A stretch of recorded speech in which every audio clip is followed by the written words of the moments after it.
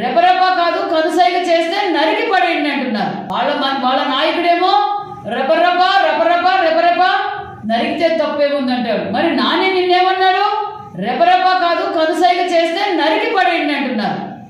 వీళ్ళ కేసుల కోసం, వీళ్ళ స్వార్థం కోసం, వీళ్ళ కేసుల తప్పిదం కోసం కార్యకర్తలు డైవర్ట్ చేయడానికి ఈరోజు ఈ డ్రామాలు మొదలు పెట్టారు. ఒక పక్కేమో వాళ్ళ నాయకుడు కారు కింద తొక్కుంటా పోతాడు, పండించిన పంటను తొక్కుంటా పోతారు.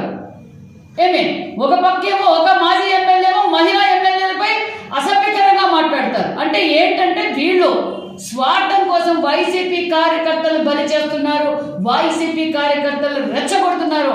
దయచేసి వైసీపీ కార్యకర్తలను ఒక్కసారి ఆలోచించండి. గత 5 సంవత్సరాల్లో ఏమైంది? వీళ్ళకి రైతులపై ఉన్న బాధ్యత ఏమైంది? పొగాకు రైతుల మీద బాధ్యత.